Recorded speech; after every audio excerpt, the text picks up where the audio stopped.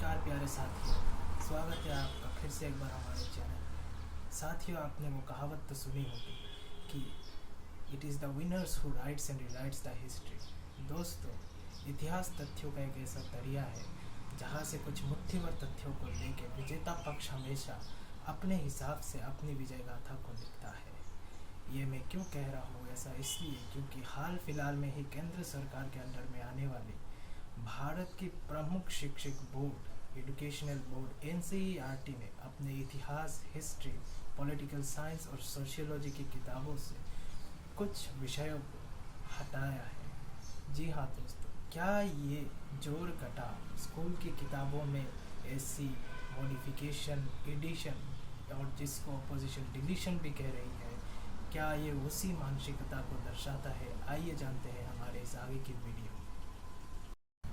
साथियों, किताबों में ये जोर घटाव तो बहुत आम बात है। ऐसा तो बहुत पहले से ही आता हो रहा है। जब पहली बार मोरारजी देसाई की सरकार बनी थी, तब मेरे ख्याल से ऐसे चेंजेस पहली बार आए थे।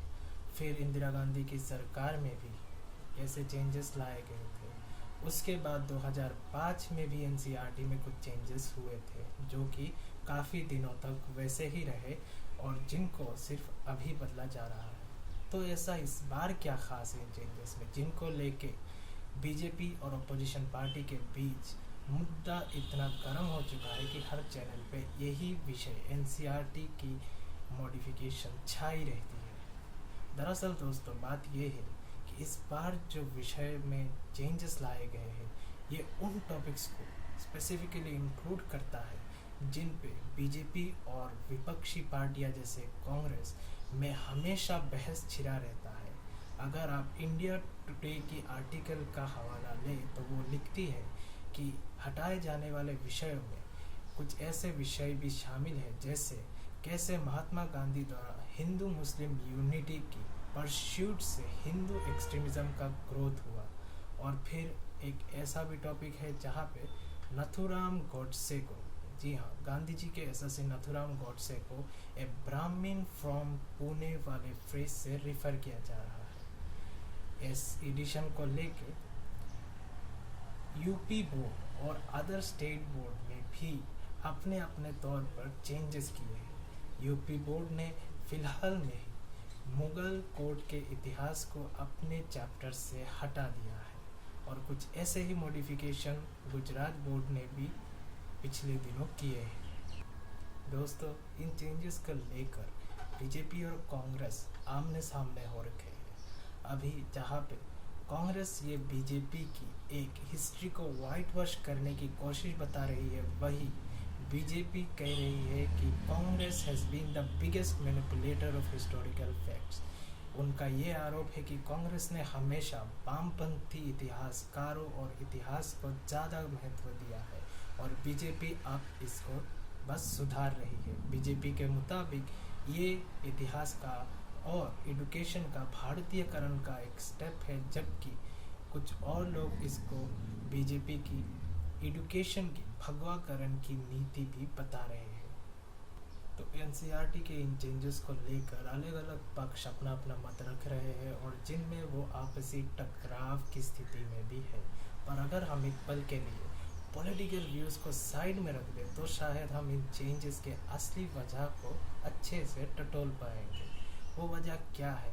अगर आप एनसीईआरटी के अधिकारियों की माने तो कोविड की वजह से बहुत सारे बच्चों को एजुकेशन में बहुत लॉस हुए हैं कि बहुत सारे बच्चों का स्कूल छूट गया और पढ़ाई लिखाई भी सही से नहीं हो पाई। इसलिए बहुत सारे पेरेंट्स ने भी एनसीईआरटी को ये कहा है कि कुछ हद तक सिलेबस रिड्यूस की जाए ताकि बच्चे अच्छे से पढ़ के सीख के एग्ज़ाम दे सके।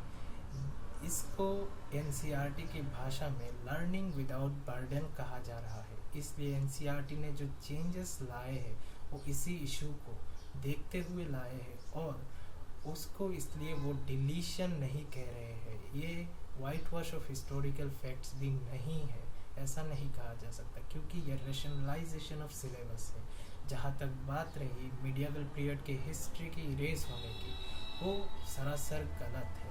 ऐसा नहीं है कि मुगल इतिहास को पूरी तरीके से सिलेबस से बाहर फेंक दिया गया है। बस कुछ पोर्शंस जो स्पेसिफिकली मिडिएवल पीरियड में मुगल को डेडिकेटेड थे उनको हटाया गया है, जबकि मिडिएवल पीरियड की कल्चरल और सोशल हिस्ट्री अभी भी सिलेबस में मौजूद है।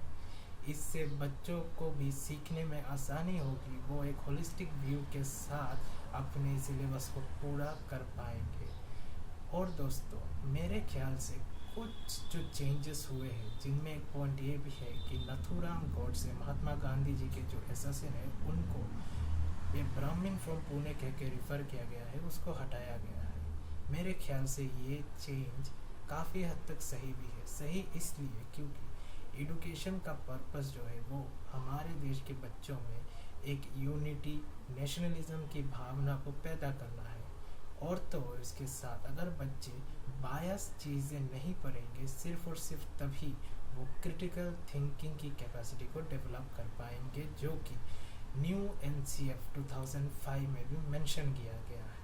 अगर हम नथुराम गोडसे को एक ब्राह्मण फ्रॉम पुणे या फिर फेनेटिक हिंदू कह के रिफ़र करते हैं, तो उससे एक पर्टिकुलर कम्युनिटी के खिलाफ एक हेट्रेड की भावना दिखाई पड़ती है, जो कि सरासर गलत है। क्योंकि ऐसे काफ़ी सारे हादसे हमारे देश में हुए हैं, जिन हादसों के मास्टरमाइंड को या फिर मुख्य दोषियों को हम उनके कम्युनिटी, रिलीजन से रेफ़र नहीं करते हैं।